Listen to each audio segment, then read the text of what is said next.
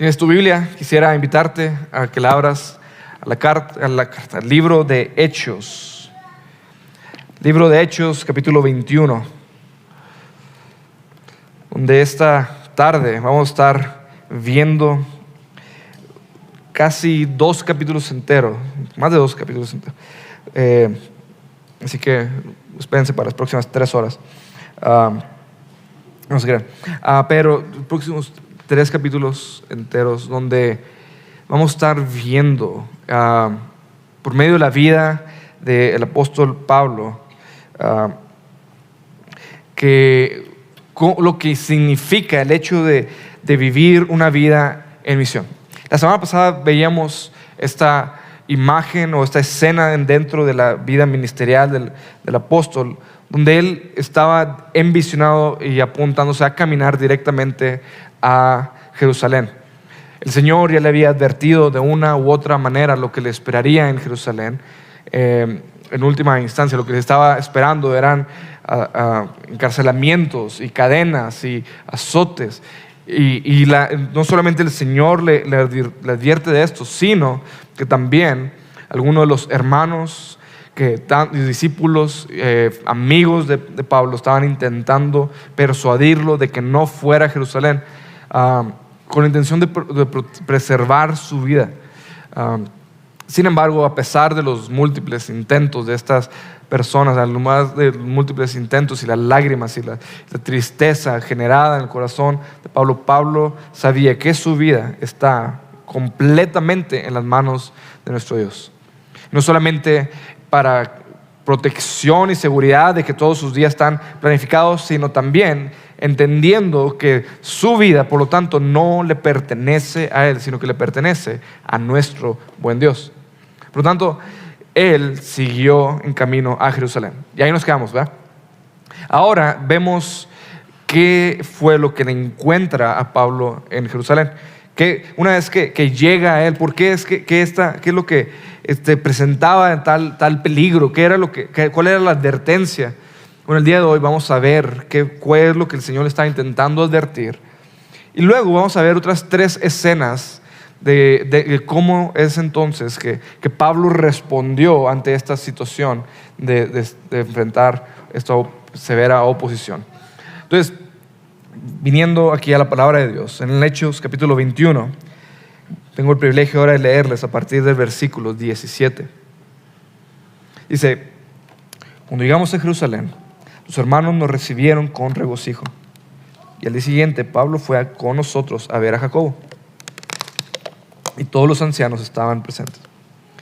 Después de saludarlos, comenzó a referirles una por una las cosas que Dios había hecho entre los gentiles mediante su ministerio. Ellos, cuando lo oyeron, glorificaban a Dios y dijeron: hermano, ¿ya ves cuántos miles hay entre los judíos que han creído y todos son celosos de la ley? Se les ha contado acerca de ti, que enseñas a todos los judíos entre los gentiles que se aparten de Moisés, diciéndoles que no circunciden a sus hijos ni observen las tradiciones. Entonces, ¿qué es lo que se debe hacer? Porque sin duda la multitud se reunirá, pues oirán que has venido. Por tanto, haz esto que te decimos. Tenemos 4 hombres que han hecho un voto. Tómalos y purifícate junto con ellos y paga sus gastos para que se rasuren la cabeza. Así que todos sabrán que no hay nada de cierto en lo que se les ha dicho acerca de ti, sino que tú también vives ordenadamente guardando la ley. Pero en cuanto a los gentiles que han creído, nosotros les hemos escrito, habiendo decidido que deben abstenerse de todo lo que ha sido sacrificado a los ídolos, de sangre y de comer carne de animales estrangulados y de fornicación. Entonces Pablo tomó consigo a los hombres y al día siguiente, purificándose junto con ellos, fue al templo, notificando de la terminación de los días de purificación, hasta que el sacrificio se ofreciera por cada uno de ellos. Cuando estaban por cumplirse los 7 días, los judíos de Asia, al verlo en el templo, alborotaron a todo el pueblo y le echaron mano, gritando: hombres de Israel, ayúdanos. Este es el hombre que enseña a todos por todas partes contra nuestro pueblo, la ley y este lugar. Además, incluso ha traído griegos al templo y ha profanado este lugar santo. Pues anteriormente habían visto a Trófimo, el efesio, con él en la ciudad. y pensaban que Pablo lo había traído al templo. Se alborotó toda la ciudad y llegó el pueblo corriendo de todas partes, apoderándose de Pablo, y lo arrastraron fuera del templo y al instante cerraron las puertas. Mientras procuraban matarlo, llegó aviso al comandante de la compañía romana que toda Jerusalén estaba en confusión. Inmediatamente tomó consigo algunos soldados y centuriones y corrió hacia ellos. Cuando el pueblo vio al comandante y a los soldados, dejaron de golpear a Pablo. Entonces el comandante llegó y los arrestó y ordenó que lo ataran con 2 cadenas, y preguntaba quién era y qué había hecho. Pero entre la muchedumbre unos gritaban una cosa y otros otra, y como él no pudo averiguar con certeza los hechos debido al tumulto, ordenó que llevaran a Pablo al cuartel. Cuando Pablo llegó a las gradas, los soldados tuvieron que cargarlo por causa de la violencia de la turba, porque la multitud del pueblo lo seguía gritando: muera.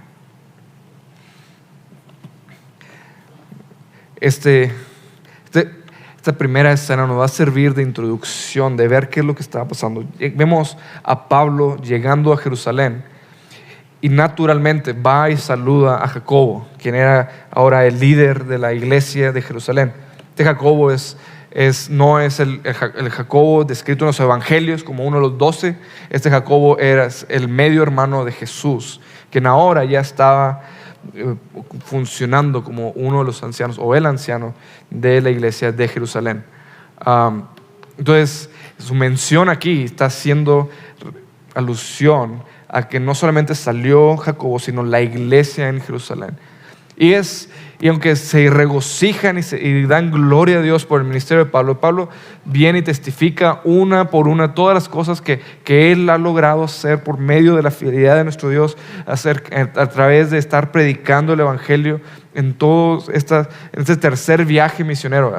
Este tercer viaje misionero donde lo vimos en Éfeso y lo vimos ver cómo el Señor sanó a una mujer Munea. Vimos en este viaje la iglesia nacer, la iglesia de Filipenses. Vimos diferentes situaciones que seguramente llegó Pablo testificando de la abundante gracia y bondad de nuestro Dios, y con justa razón, la reacción apropiada ante oír el poder milagroso de nuestro Dios de continuar salvando pecadores como tú y como yo es gloria a Dios.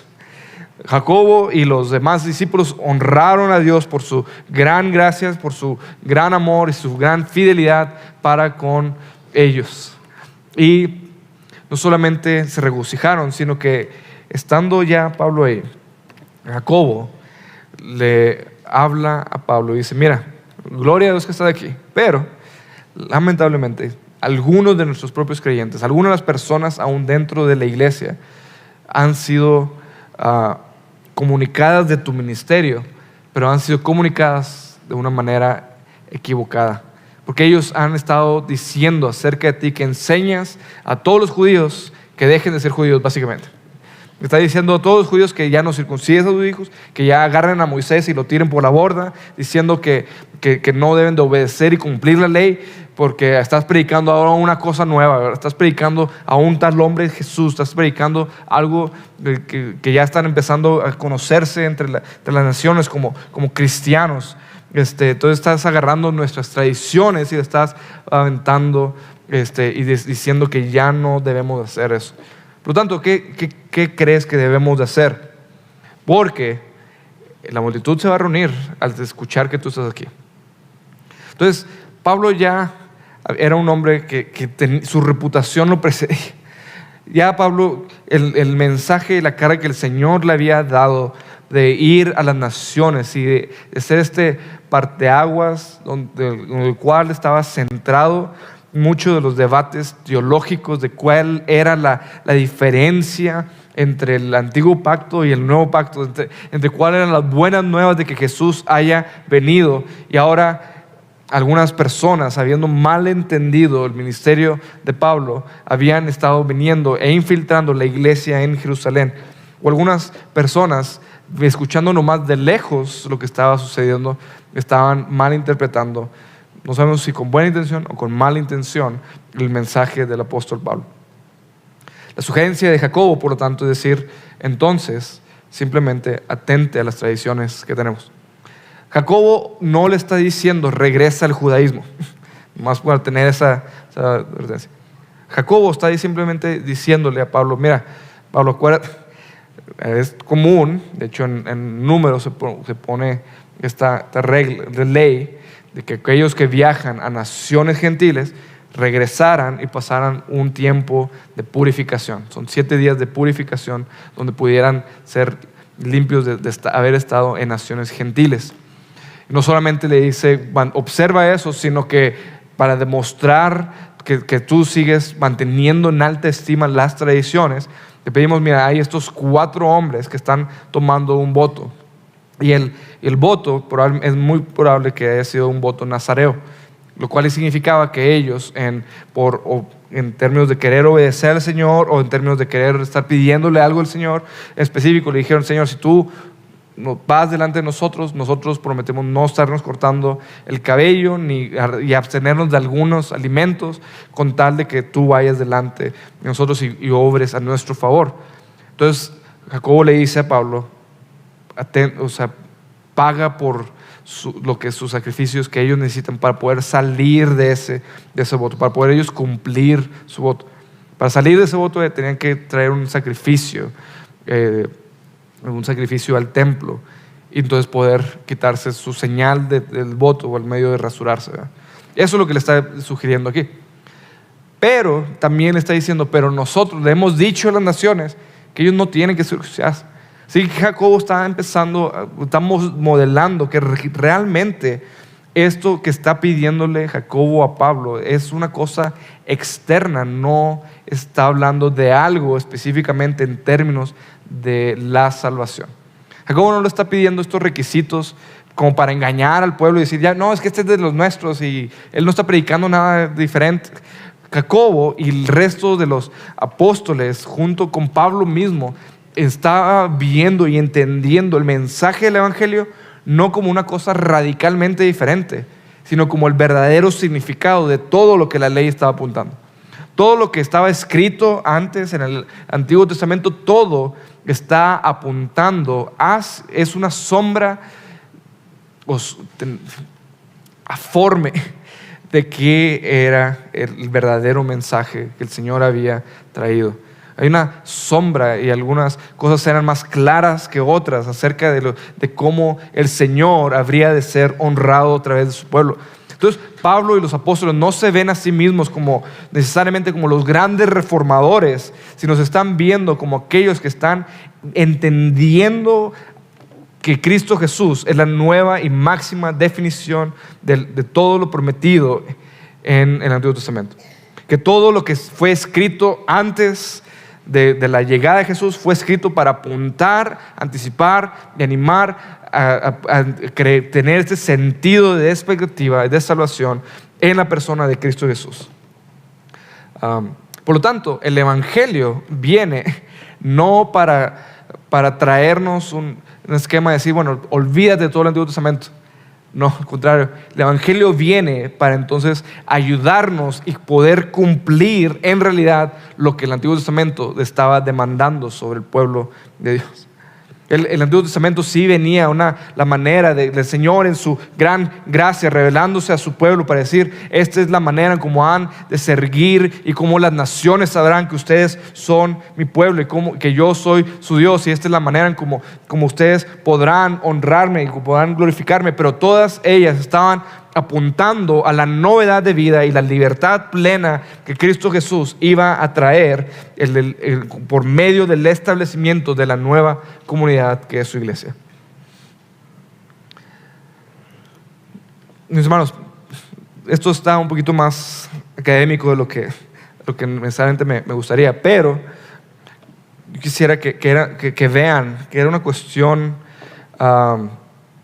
no son nimiedades necesariamente, pero eran unas cuestiones aclaratorias que Pablo estaba trayendo. Es decir, todo el Antiguo Testamento está apuntando a la persona de Jesús, y el Nuevo Testamento, de una manera u otra, es simplemente decir cómo es que Jesús transforma todo el Antiguo Testamento. Todas las cartas que Pablo está escribiendo no son necesariamente una nueva revelación específicamente de la nada.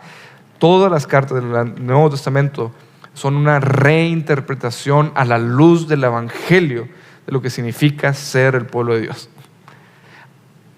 Comprado, garantizado y empoderado por Cristo Jesús en nuestros días. No, sé que está muy académico. ¿Por qué les digo todo esto?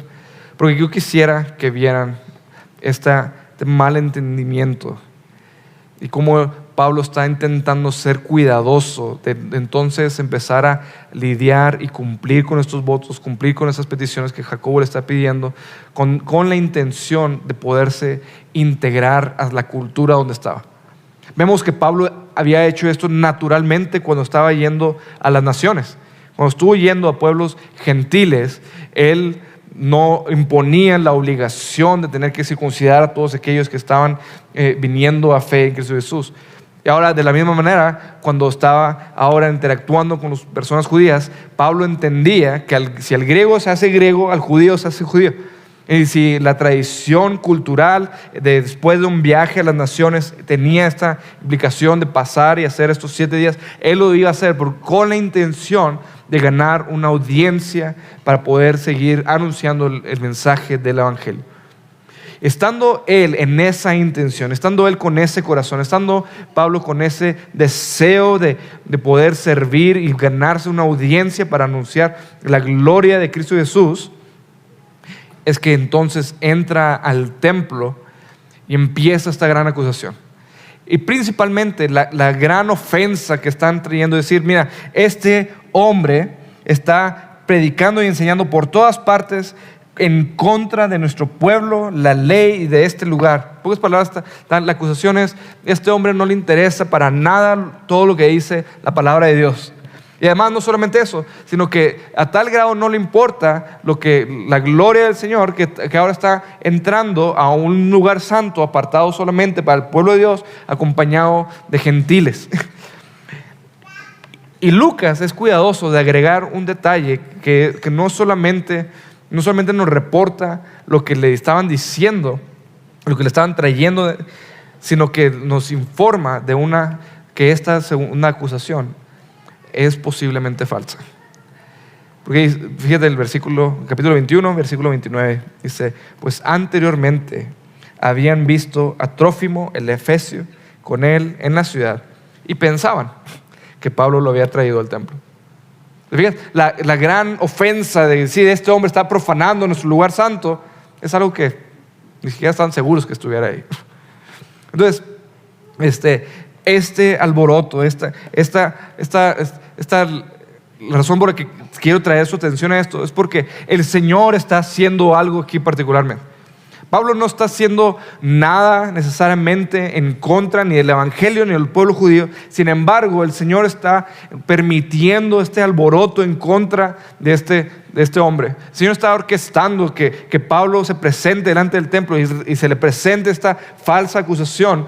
Y entonces empieza este alboroto y empiezan a llegar gente de todas partes y estos judíos de Asia siguen alborotando a la gente y la gente está ofendiéndose de tal manera que empiezan a explotar en ira contra Pablo y empiezan ellos enojándose, queriéndolo aprehender y queriéndolo tomar y lo empiezan a golpear de tal forma que el tumulto se volvió tan grande que los soldados tienen que intervenir para poner orden ahí. Pero si ves, todo esto es una serie de complicaciones en cierta manera innecesarias.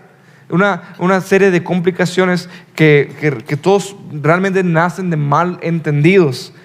Sin embargo, el Señor lo está orquestando de esta manera porque el Señor prepara y junta a todo el pueblo. El Señor le viene y le prepara a todo el pueblo de Jerusalén ahí enfrente de Pablo, queriéndolo golpear, gritándole continuamente que muera. Y el Señor lo pone ahí, en esa situación, estando golpeado, probablemente por la descripción del versículo 35, probablemente está agonizando, literalmente sangrándose hasta el punto casi de la muerte. Y tenían que cargarlo para poder subir las escaleras. Y sin embargo, el Señor ve a Pablo y le dice, este es tu escenario. Sé fiel. Sé un testigo fiel. Vemos aquí, el Señor junta al pueblo entero. Y en lugar de ponernos en la imagen, lo que estaríamos esperando, lo mismo que vimos hace un par de semanas, se le junta un tumulto en contra de Pablo y decir, bueno, vamos a ver cómo se escabulle. Y que salga ileso y que salga de ahí para otro lugar donde sí lo escuchen. Sin embargo, el Señor no permite que huya tan fácilmente, sino que lo pone delante de la gente que están gritando que muera, que no merece estar vivo aún. Y le dice, comienza a hablar. Ese sería tu impulso ante esa. Imagínate esa escena. Estás tú siendo golpeado, siendo humillado, siendo insultado, estás agonizando. ¿Cuál es tu preocupación en ese momento? Probablemente estrategizar para buscar la manera de salir de ahí, ¿verdad? Pero Pablo no fue su impulso, sino que vemos que el impulso de Pablo fue estrategizar y buscar una manera de poder comunicar el Evangelio. El Señor, a partir de aquí, del versículo 37 hasta el final del 23, comienza Él a mostrarnos por medio de la vida de Pablo este corazón de alguien que está anhelando y procurando con todo su corazón, con todo su esfuerzo, buscar la manera de seguir siendo un testigo fiel por medio de su testimonio, por medio de hablar aquellas cosas que Él ha visto y conocido. Y en estas 3 escenas que siguen, vemos que el Señor está orquestando todas las cosas y que Él, como el soberano de todos, está con nosotros. Podemos entonces ser testigos fieles de su carácter y de su obra. Y este es el llamado que no solamente tiene Pablo, sino es el llamado que tenemos todos y cada uno de nosotros. Y de hecho lo vemos en este primer defensa de Pablo. Pablo se para delante de la gente y está siendo llevado por el comandante de los soldados. Y Pablo voltea con él y dice, ¿puedo decirte algo? Y el comandante se sorprende de tal manera que logre hablar en griego y dice, espérate, ¿qué no eres tú un egipcio que vino y nos hizo una revuelta aquí?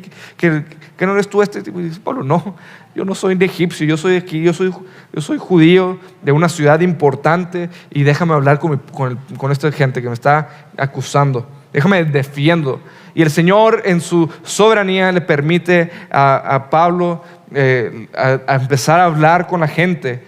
Y es sorprendente cómo hasta el Señor le empezó a dar a Pablo un sentido de estrategia de cómo iba él a presentar su defensa.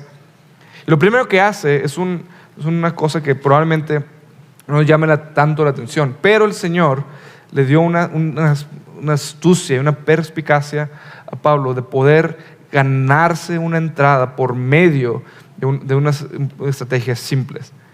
Como mencioné, el comandante le habla en griego, en su idioma, y representando entonces que es un hombre educado, y el comandante le otorga este privilegio. Luego empieza a hablar a la nación, y la nación no continúa hablándole en griego, sino que ahora les habla en hebreo. Y comienza, fíjate cómo dice en el capítulo 22. Dice, hermanos y padres, escuchen mi defensa que ahora presento ante ustedes, decía Pablo. Cuando oyeron que se dirigía a ellos en el idioma hebreo, observaron aún más silencio. Él continuó, yo soy judío, nacido en Tarso de Cilicia, pero criado en esta ciudad, educado bajo Gamaliel, en estricta conformidad a la ley de nuestros padres, siendo tan celoso de Dios como todos ustedes lo son hoy. Perseguí este camino hasta la muerte, encadenado y echando en cárceles tanto a hombres como a mujeres, de lo cual pueden testificar el sumo sacerdote y todo el concilio de los ancianos.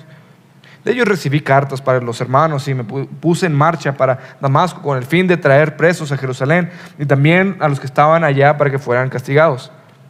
Y aconteció que cuando iba de camino, estando ya cerca de Damasco, como al mediodía, de repente una luz muy brillante fulguró desde el cielo a mi alrededor. Caí al cielo y oí una voz que me decía, Saulo, Saulo, ¿por qué me persigues? Y respondí, ¿quién eres, Señor? Y él me dijo, yo soy Jesús, el Nazareno, a quien tú persigues. Los que estaban conmigo vieron la luz ciertamente, pero no comprendieron la voz de aquel que me hablaba. Yo dije, ¿qué debo hacer, Señor? Y el Señor me dijo, levántate y entra a Damasco, y ahí se te dirá todo lo que se ha ordenado que hagas. Pero como yo no veía por causa del resplandor de aquella luz, los que estaban conmigo me llevaron de la mano y entré a Damasco. Y uno llamado Ananías, hombre piadoso según las normas de la ley, y de quien daban buen testimonio todos los judíos que vivían ahí, vino a mí, y poniéndose a mi lado me dijo, hermano Saulo, recibe la vista. En ese mismo instante alcé los ojos y lo miré. Y él dijo, el Dios de nuestros padres te ha designado para que conozcas su voluntad y para que veas al justo y oigas palabra de su boca. Porque tú serás testigo suyo a todos los hombres de los que has visto y oído. Y ahora, ¿por qué te detienes? Levántate, bautízate y lava tus pecados invocando su nombre. Cuando regresé a Jerusalén y me hallaba orando en el templo, caí en un éxtasis y vi al Señor que me decía, apresúrate y sal pronto de Jerusalén, porque no aceptarán tu testimonio acerca de mí. Entonces yo dije, Señor, ellos saben bien en las sinagogas, una tras otra, que yo encarcelaba y azotaba a los que creían en ti. Cuando se derramaba la sangre de tu testigo Esteban, ahí estaba también yo dando mi aprobación y cuidando los mantos de los que estaban matando. Pero él me dijo, ve, porque te voy a enviar lejos a los gentiles. Más un par de observaciones de ¿qué es lo que hace Pablo aquí al respecto? Pablo está golpeado, agonizando, adolorido y diciendo, bueno, vamos a hablarle, pueblo mío, escúchenme, ¿qué es lo que estoy diciendo? Yo no estoy inventándome esto, esto que le estoy trayendo ante ustedes no es algo diferente. Es más, comienza diciendo, yo soy y tenía las mismas deseos y prioridades que ustedes. Yo estaba celoso igual que ustedes de que pudiéramos observar la ley de Dios, que no hubiera nadie. Esta secta aparentemente que estaba surgiendo, llamada del camino, debería ser encarcelada y pisoteada de tal manera que no pueda seguir siendo esparcida. Y mientras yo estaba haciendo eso, Cristo Jesús vino a mi encuentro. Cuando yo estaba corriendo en perseguir a la iglesia, Cristo salió en defensa de su iglesia y salió y me puso un alto para ya no seguir yo persiguiéndola. Y lo que vi, cómo fui transformado, fue porque Cristo Jesús mismo se me presentó y lo que yo conocí de Él, lo que yo vi de Él fue lo suficientemente glorioso de entonces yo doblegar mi voluntad y decir, Señor, ¿qué hago? ¿Qué quieres tú que yo haga?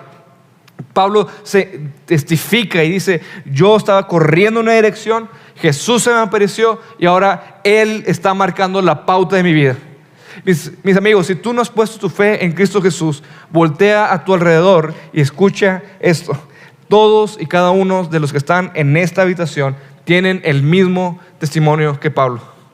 En el sentido que todos y cada uno de nosotros estábamos corriendo en una dirección opuesta, en una dirección que no estaba honrando a Dios, que estábamos haciendo nuestra propia voluntad, estábamos desobedeciendo al buen Dios que nos creó, que nos formó, que nos sustenta, y en lugar de reconocerlo a Él como el Señor y Dios de nuestras vidas, estábamos obedeciendo nuestra propia voluntad. Y cuando estábamos en nuestro camino perdido, ofendiéndolo, ignorándolo, rechazándolo inclusive, Cristo Jesús salió a nuestro encuentro.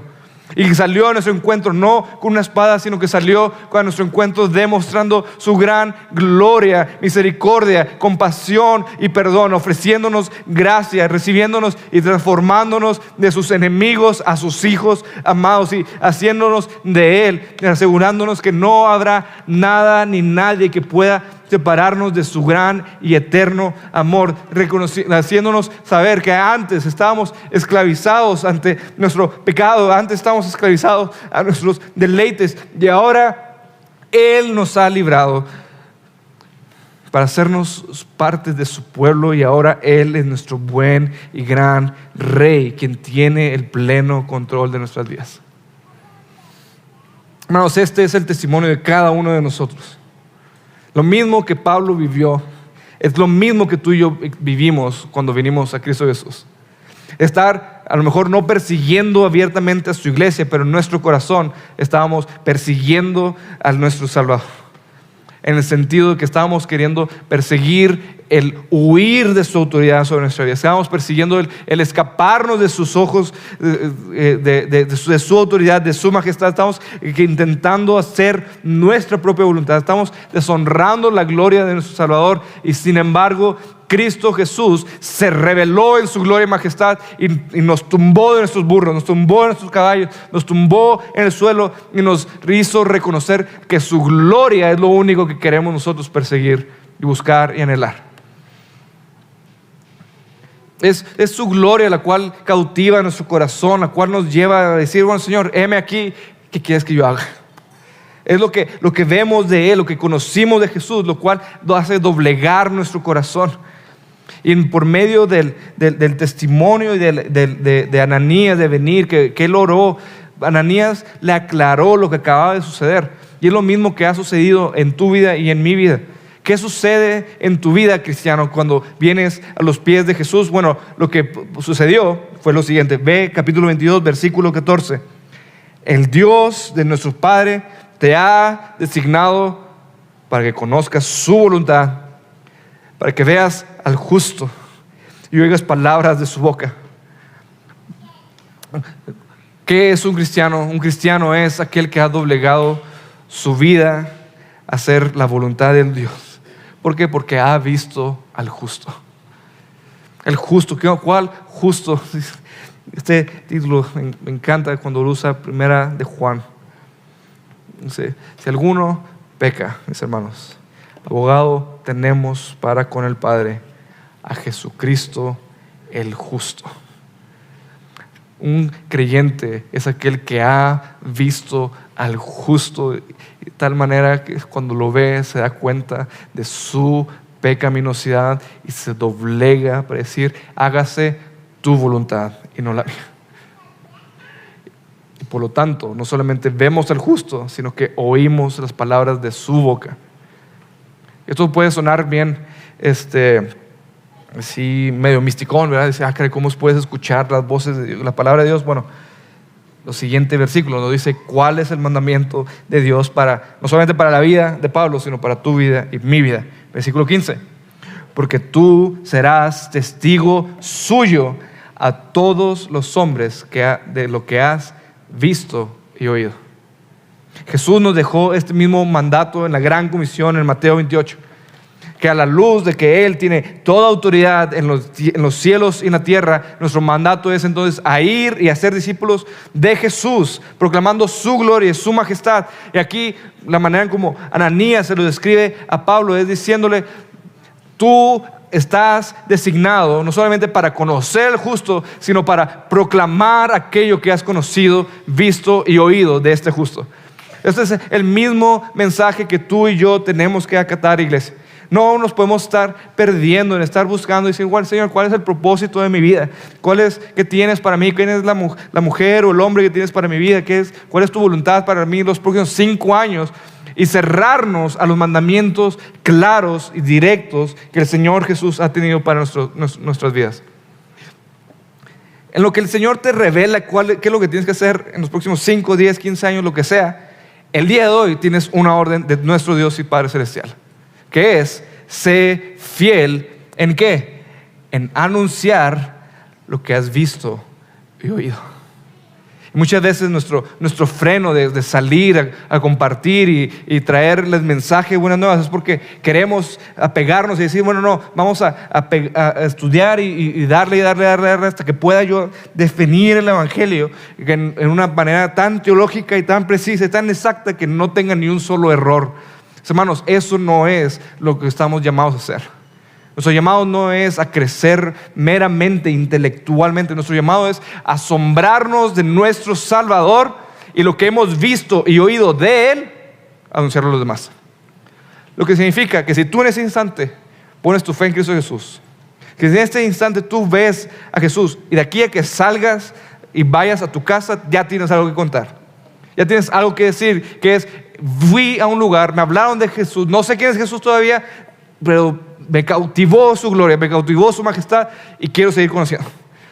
Ese mensaje es suficiente para que puedas salir a anunciar. ¿Por qué? Porque la gloria de nuestro Salvador debe sí de asombrarnos, pero ese asombro debe llevarnos a proclamar su majestad. Nosotros hablamos de lo que cautiva nuestro corazón. Nosotros hablamos de lo que cautiva nuestra imaginación y nuestros deseos y nuestros deleites. Debemos de desear que Cristo Jesús, su gloria, lo que hemos visto, lo que hemos oído, lo que hemos aprendido de Él, lo que hemos conocido, cómo hemos experimentado la realidad de que antes éramos sus enemigos y ahora tenemos esta seguridad de que somos de Él, de que no hay nada ni nadie que pueda separarnos de su bondad, que Él es fiel, justo, misericordioso, que Él nos ha sostenido, que ahora nos ha hecho parte de su iglesia, que estamos teniendo la gloriosa esperanza de que somos de Él y que un día resucitaremos y estaremos con Él en gloria, poder y majestad. Mis hermanos, tenemos un mensaje glorioso que debemos de salir a proclamar y anunciar a todo hombre que se pare delante de nosotros. Tenemos esta oportunidad de salir, de haber conocido a Cristo Jesús y poderlo anunciar a las naciones, de poderlo anunciar ante todas aquellas personas que se pongan delante de nosotros. Y esto, mis hermanos, no es solamente un mandamiento que el Señor le dio a Pablo. Este es un mandamiento que el Señor nos ha dado a ti y a mí. Este es algo que el Señor nos ha permitido y nos ha dado el privilegio de participar en verlo a Él obrar en salvar a pecadores. El Señor pudo haber salvado a toda su iglesia sin necesidad de ni un solo evangelista. Y sin embargo, el Señor comisiona a su iglesia a verlo a Él obrar en esta gran gloria y gracia de traer salvación a los perdidos. Y nuestra participación es bien sencilla. Simplemente hemos de ser fiel en anunciar aquello que hemos visto y oído. Mi ruego para con nosotros, iglesia, es que no nos frenemos por miedo a equivocarnos y frenarnos en anunciar aquello que sabemos que conocemos de nuestro Salvador. Mi miedo es que nos perdamos en debates y forums e ideas y cómo aplica cierto tema del cristianismo a la cultura, y que nos perdemos en medio de tantas cosas que pueden ser buenas, pero que nos perdamos en medio de todo eso, de anunciar. Bueno, yo no sé cómo la lógica funciona en todo esto. Yo solamente sé que Cristo Jesús vino a mi vida, vi su gloria y ya no soy el mismo. Todos tenemos la capacidad de anunciar eso. No solo de manera específica, continuando con esto, vemos como en testimonio de Pablo, no solamente anuncia que él fue transformado para poder anunciar el evangelio a todos aquellos que estén delante de él, sino que también de manera particular fue llamado a proclamar las buenas nuevas del evangelio a los gentiles. Esa fue la gota que derramó el vaso. La multitud que estaba ya deseando ver a Pablo morir escucha eso, y su respuesta en una erupción de ira es: quita de la tierra a ese hombre, no se le debe permitir que viva. O sea, la reacción del pueblo de escuchar: hay esperanza, salvación, misericordia, Dios está a favor de venir a anunciar a las naciones que hay perdón de pecados para todos aquellos que ponen su fe en Cristo Jesús. Esto fue suficiente para encender en ira a esta nación. Y una vez más vino esta ola de tumultos y querían aprender otra vez a Pablo, queriéndolo golpear, queriéndolo apedrar, queriendo poner fin a su vida. Y el Señor, en su soberanía, orquesta que los soldados fueran e intervengan para salvar a Pablo. Un hecho realmente de ironía cósmica, si lo quieres poner. Estos soldados, los soldados romanos, fueron los que escucharon el testimonio del pueblo acerca de la vida de Jesús y colgaron a Cristo en una cruz.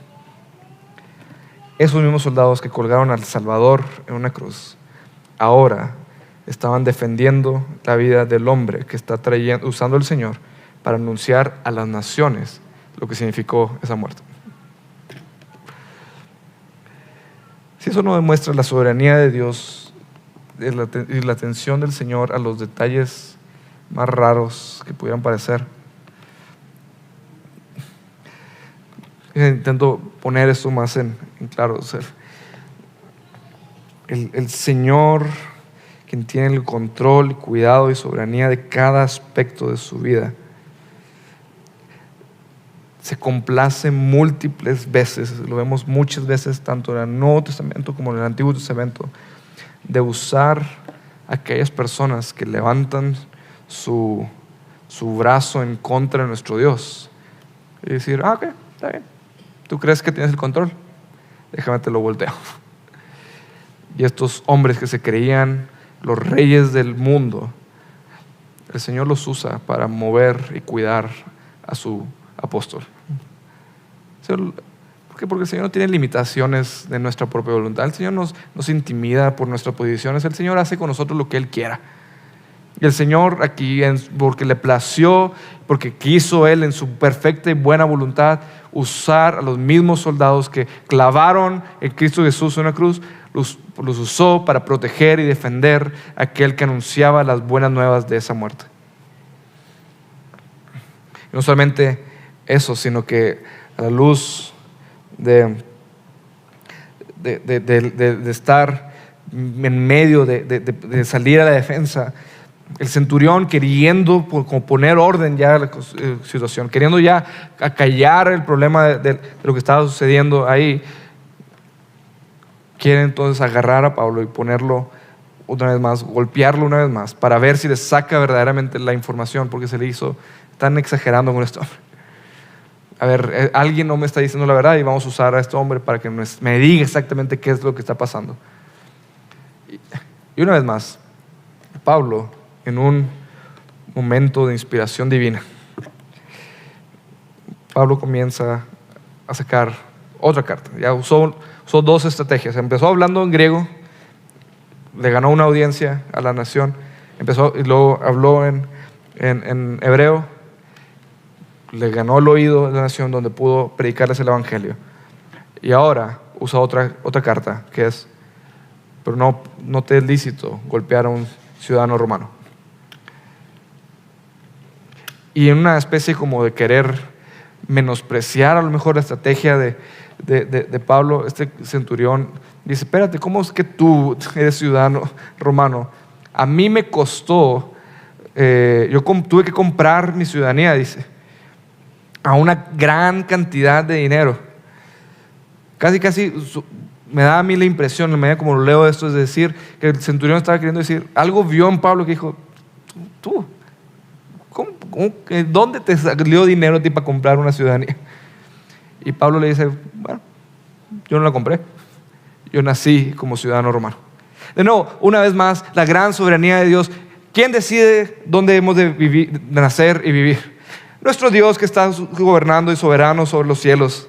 Que el Señor que hace lo que le place, que Él se sienta sobre la redondez de la tierra y que se ríe de los gobernantes, que escucha los planes de los reyes, pero su corazón está en las manos de nuestro Dios. El Señor, quien gobierna y orquesta cada detalle de nuestra vida. El Señor orquestó que este Pablo, que nació en esta ciudad de Tarso, en un momento en específico donde estaba siendo parte de las provincias romanas, que le pudo haber dado una ciudadanía de inmediato para poderlo preservar en este momento.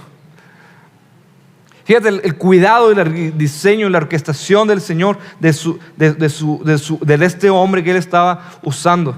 Y de la misma manera el Señor te puso a ti en el lugar, el tiempo, las circunstancias, el momento histórico, no solamente la ciudad donde estás, el lugar donde trabajas. El Señor lo ha puesto ahí y te ha diseñado cada aspecto de tu vida para que le puedas ser fiel y útil para su gloria y sus propósitos. Y estando Él ahí, entonces el comandante entendió, caray, estoy a punto de hacer una barrabasada. ¿Por qué?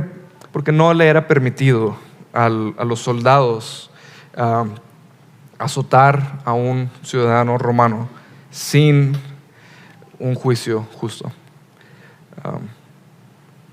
Por lo tanto, de aquí al final del siguiente capítulo, creo que son 3 veces donde se nos muestra que ya el comandante de los soldados estaban queriendo obrar en temor y temblor.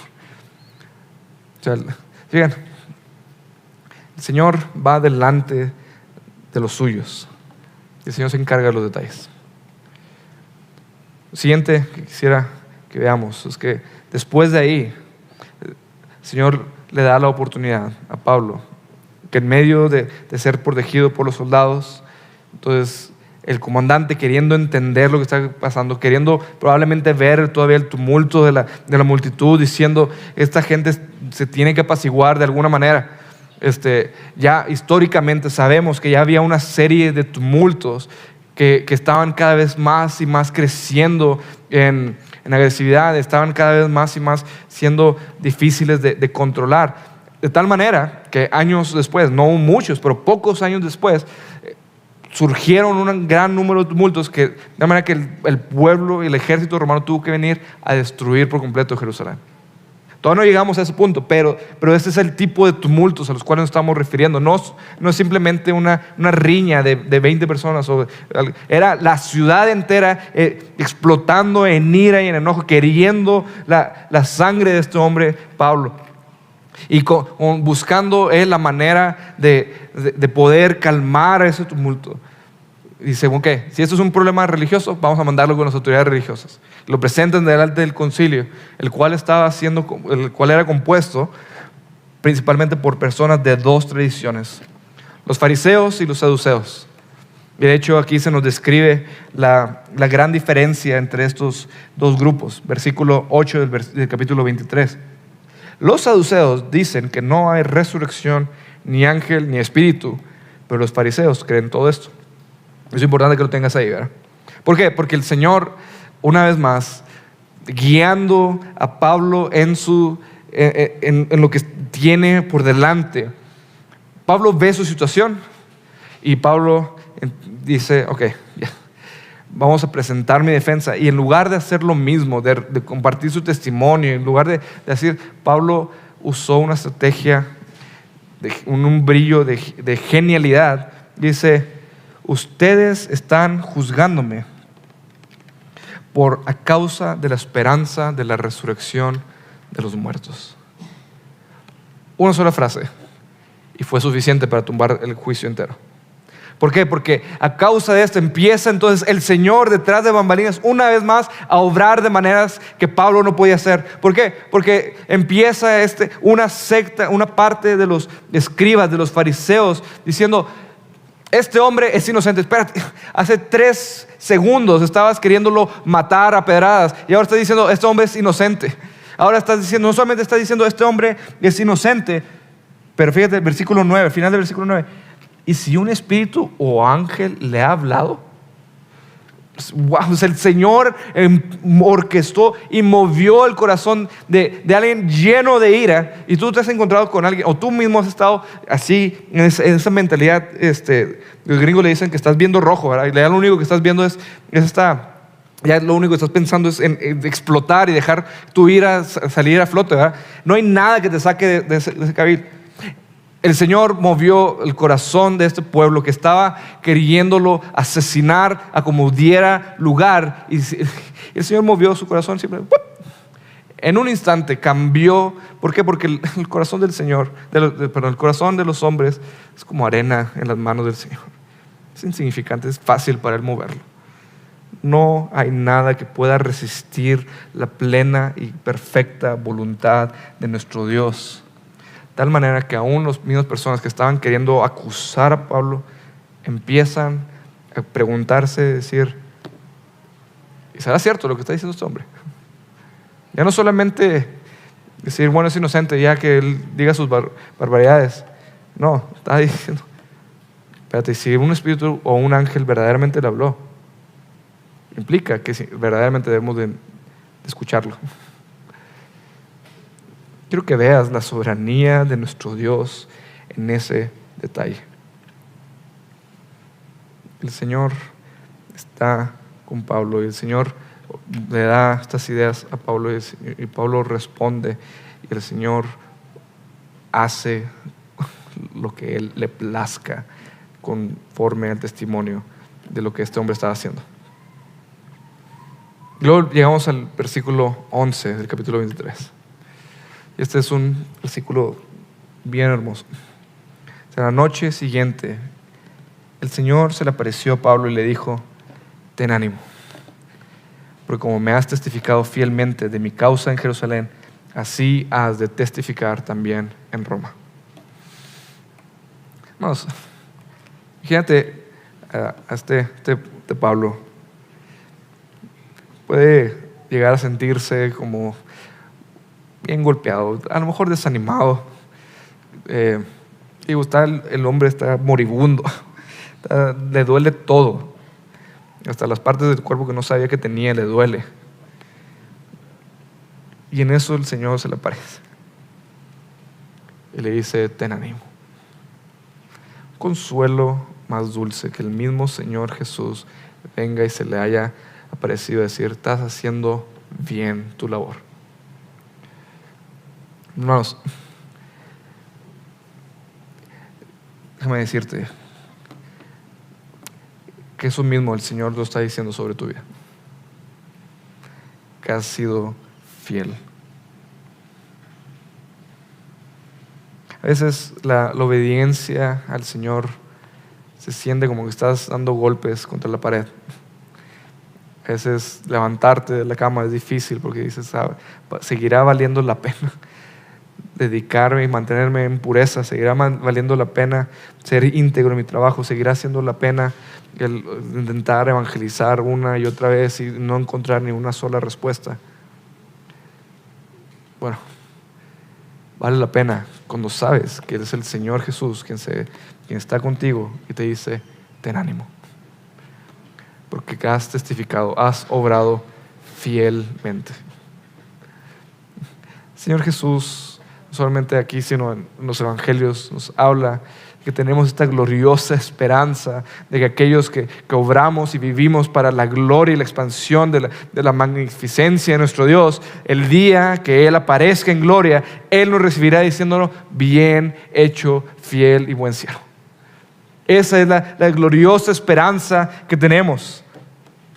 Pero no tenemos que esperarnos hasta aquel día, sino que el día de hoy ten y anímate con esta realidad, que el Dios que sostiene, orquesta y diseña todas las cosas está viendo tu vida con agrado, porque has estado viviendo para la gloria de nuestro Dios. No perfectamente. No has llegado ya a un lugar de perfección donde ya no pecas nunca más, pero estás siendo fiel. El Señor no demanda de nosotros perfección, nos pide fidelidad. El estándar de vida del creyente no es una serie de reglas a cumplir, sino un corazón perseverando fielmente en honrar, agradar y vivir para la gloria de nuestro Salvador. En este caso en particular, el Señor nos está animando a seguir siendo fieles ahí donde estás tú. Y algunos de ustedes están intentando ser fieles en predicarle el evangelio a tu hijo o a tu esposo, a tu jefe, donde sea. Y te has cansado porque has predicado una y otra y otra y otra y otra vez, y en lugar de ver una respuesta, has encontrado simplemente un distanciamiento con tus familias. Has encontrado soledad, has encontrado desánimo, has encontrado burlas, menosprecio. Sin embargo, el Señor te está diciendo: ten ánimo. Ten ánimo, porque estás testificando fielmente. Nuestra medida del éxito en el evangelismo no es necesariamente el número de almas alcanzadas, sino nuestra medida del éxito es la fidelidad en anunciar las buenas nuevas del evangelio. Es el Señor el que tiene el fruto, es el Señor quien lleva la gloria, es el Señor el que ha de salvar a los pecadores, y el Señor decidirá cuándo, de qué manera y cómo. Nuestra labor es permanecer siendo fieles. Y es el Señor quien se encarga de todos los detalles. Y de hecho lo vemos aquí en la siguiente escena. Vemos cómo empieza entonces una parte de la reacción del pueblo, de decir que empiezan ellos a generar una conspiración en contra de Pablo. Están ideando como una emboscada sobre la vida de Pablo, diciendo: mira, vamos a sobornar a unos partes de sus guardias que lo lleven a juicio supuestamente, y nosotros lo interceptamos y le caemos encima para darle muerte. Y providencialmente el Señor pone a una distancia que puede alcanzar a escuchar el sobrino de Pablo, el cual se entera de esta emboscada e inmediatamente va con Pablo. Hermanos, ponte a pensar en esto.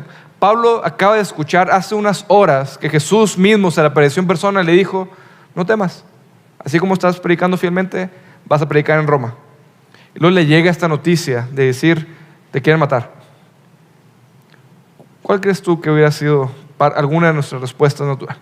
Es decir: pero Jesús me dijo que voy a estar en Roma, entonces me voy a quedar aquí sin moverme, porque el Señor me dijo, Él va adelante, que Él haga. Eso no fue la respuesta de Pablo. La respuesta de Pablo fue basado en lo que Jesús ya le ha prometido. Le dice: sobrino, ve y dile este mensaje al comandante. Y el comandante entonces toma al joven, lo escucha el testimonio, y no solamente lo defiende él, sino que manda a llamar a 470 soldados de 3 divisiones diferentes. Manda a llamar soldados, manda a llamar jinetes, y manda a llamar lanceros. Es un ejército, mis hermanos. Es una fuerza militar significativa para defender la vida de Pablo. Estos hombres que estaban intentando idear una manera de sorprender a Pablo, el Señor termina sorprendiéndolos a ellos. De nuevo, porque nuestra vida no nos pertenece, le pertenece a nuestro Dios, y Él hace con ella lo que Él quiera.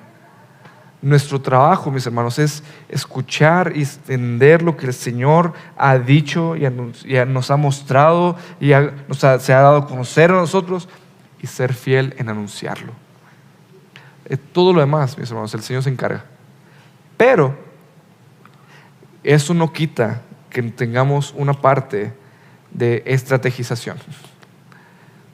Fíjate aquí, te digo, Pablo pudo haberse quedado cruzado de brazos diciendo: el Señor se encarga, a ver cómo le hace. El Señor es soberano y nos quedamos cruzados.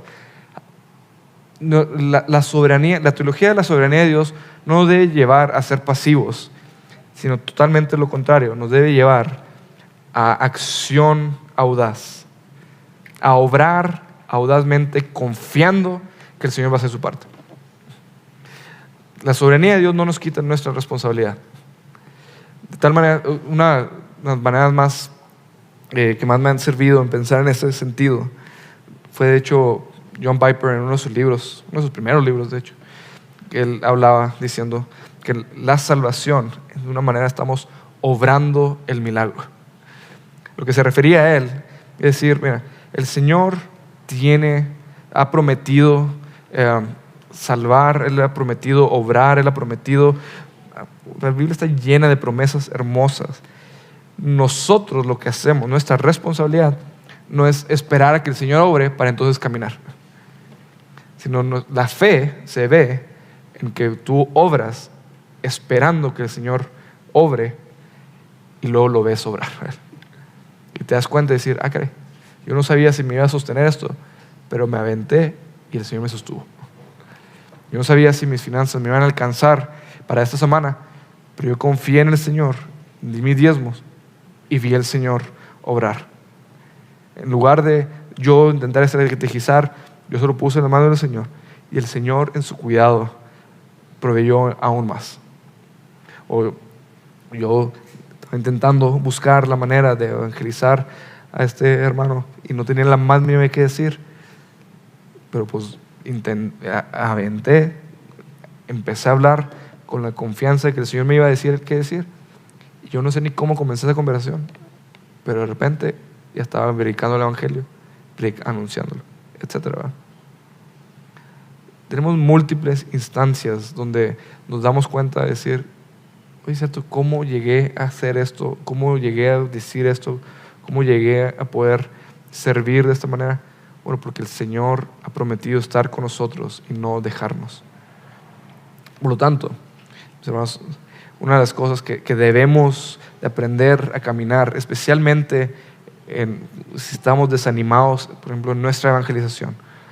Es decir, el Señor ha prometido no solamente estar con nosotros, pero Él ha prometido salvar a las personas. Él ha prometido que Él sigue siendo fiel, que Él sigue siendo compasivo, que Él sigue siendo clemente, que Él sigue siendo misericordioso. Nuestra labor está entonces en decir, ok, si a lo mejor esta estrategia de hablarle el evangelio a mi hijo por medio de sentarlo ahí y decir, mire, vamos a platicar, y platicas y te avientas un sermón de 1 hora acerca del evangelio y a los 3 segundos está distraído, pues entonces busquemos cambio de estrategia. El Señor no ha prometido una garantía en cierta metodología. El Señor ha prometido fidelidad a su palabra. Y en su palabra, decía R.C. Sproul, dice, se me hace que yo gano en términos del testimonio más raro y random del mundo. Dice, porque yo me convertí, bueno, yo no, Sproul, dice, se convirtió cuando estaba leyendo en Eclesiastés el pasaje que dice, si un árbol cae y no hay quien lo levante, ¿cómo se sostendrá? Dice, en ese instante supe que era un pecador y que necesitaba la gracia de Dios. ¿Alguien le gana a esa rareza? O sea, entonces el Señor es fiel a su palabra. El Señor salva a quien Él quiera salvar. Nuestro trabajo es pensar, estrategizar y buscarle. No solamente con los de tu casa, pero mis hermanos, el Señor nos ha puesto en esta ciudad, nos ha permitido estar ministrando aquí ya 10 años, Luis, en este edificio. Sí, 10 más o menos, 12 años en este vecindario. Y quién sabe cuánto tiempo más vamos a estar aquí. Pueden ser 5 años, pueden ser 10, pueden ser lo que sea, pero este vecindario no se va a alcanzar solo. Y este vecindario no se va a alcanzar simplemente porque algún día, a ver si los vecinos aquí van a venir a conocer la iglesia, algún día, quizá. No, mis hermanos. Este vecindario, esta ciudad, donde tú vives, donde tú trabajas, requiere una estrategia que podamos sentarnos delante del Señor y decir, Señor, ¿cómo le hago? Ya intenté hablar con esas maneras, pero no sé qué hacer. Tú has prometido salvar personas, tú has prometido estar conmigo. Dame la sabiduría, dame la ideas, dame la creatividad de poder entonces obrar con astucia. Fíjate cómo el Señor Jesús nos advirtió y nos dijo estas cosas precisamente. En Mateo capítulo 10, versículo 16, Jesús nos envía al mundo, envía a sus discípulos al mundo y Él les advierte y dice, miren, yo los envío como ovejas en medio de lobos. Por tanto, sean astutos como las serpientes, inocentes como las palomas. Pero cuídense de los hombres, porque los entregarán a los tribunales y los azotarán en sus sinagogas y hasta serán llevados delante de gobernadores y reyes por mi causa, como un testimonio a ellos y a los gentiles. Pero cuando los entreguen, no se preocupen de cómo o qué hablarán, porque a esa hora se les dará lo que habrán de hablar. Porque no son ustedes los que hablan, sino el Espíritu de su Padre que habla en ustedes. Hermanos, parte de lo que estos 3 escenas nos están marcando, el Señor está con nosotros y Él tiene el control absoluto de cada detalle, de cada una de nuestras interacciones. Por lo tanto, podemos salir con confianza y anunciar con seguridad de decir, hemos visto y oído la gran y perfecta gloria de nuestro Salvador y por lo tanto lo que hemos recibido lo comunicamos con valentía, con audacia, con la seguridad de que nosotros nos aventamos y el Señor hará su parte. Nosotros respondemos en fidelidad, en perseverancia, en seguir insistiendo, en salir a las naciones, en salir a nuestros vecindarios, en salir con nuestros empleados, con nuestros jefes, con nuestros familiares, con nuestros amigos, con aquellos que nos han cerrado la puerta una y otra vez, y le decimos: Señor, ya no sé qué decir, ya se me acabaron las palabras, ya se me acabó la creatividad, pero tú has prometido tú ser fiel. Te pido, Señor, que salgas a nuestro encuentro, nuestra defensa. El Señor va a obrar en nuestro favor. Por lo tanto, mis hermanos, ¿qué es lo que vemos en este mensaje? El Señor nos ha dado un glorioso mensaje de la gran gloria y gracia que tenemos en Cristo Jesús. Nuestro deber, nuestro llamado es a proclamarlo, amarlo, anunciarlo y defenderlo. Por lo tanto, ¿cómo hacemos esto? Bueno, atesoramos el gran mensaje de la gloria de nuestro Salvador. Contemplamos la hermosura de nuestro Dios, contemplamos la gloria de quien Él es, y dejamos que su gloria nos inspire a anunciar a todo hombre que se presente delante de nosotros. Pero también estamos apercibidos que vivimos en medio de lobos que quieren detener el avance del Evangelio.